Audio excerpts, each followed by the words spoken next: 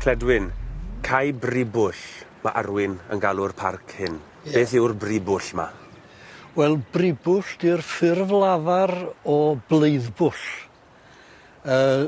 Sewch chi nôl i hen ddogfennau, bleidbwll ydy'r ffurf bob tro.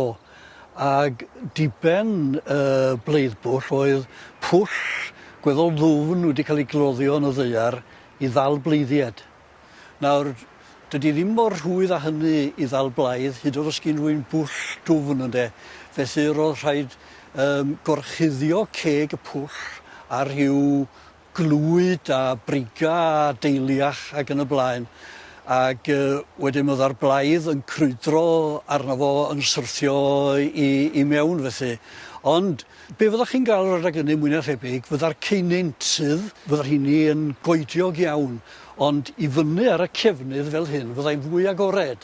Ac ar gefnyn uchel fel hyn, fyddan nhw'n tueddu i aros am oriau yn gwylio symudiadau yr anifeiliaid prau Cymru ac yn y blaen. A dyna'r rheswm o gael bleidbwll i fyny mewn lle fel hyn, ynde. Wyn nhw gymryd o broblem i ni bobl bod rhaid i lladd nhw, de? Wel, doedd y Cymru cynhenid, roedden nhw'n eitha goddefol ynghylch â bleiddiaid fel da ni heddiw llwynogod, dim ond i cadw nhw dan reolaeth felly ynde. Yr Normaniad wedyn, roedden nhw yn hoff o hela, felly isio amddiffyn y Cymru. Yn nhw yn y pen draw, sy'n ni'n meddwl, bydd yn gyfrifol am ddifa y bleiddiaid. Yr unig amser oedd yn beryg oedd bod o yn diodda'r gynddaredd. Adag ynny oedd o'n hollol eang, oedd ddim ofn pobl o gwbl.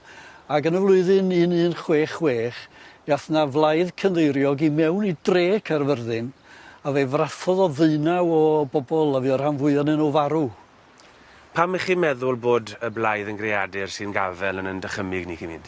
Wel, mae o'n greadur nobl iawn. Pe da chi'n meddwl yr hen Gymru, pe da nhw isio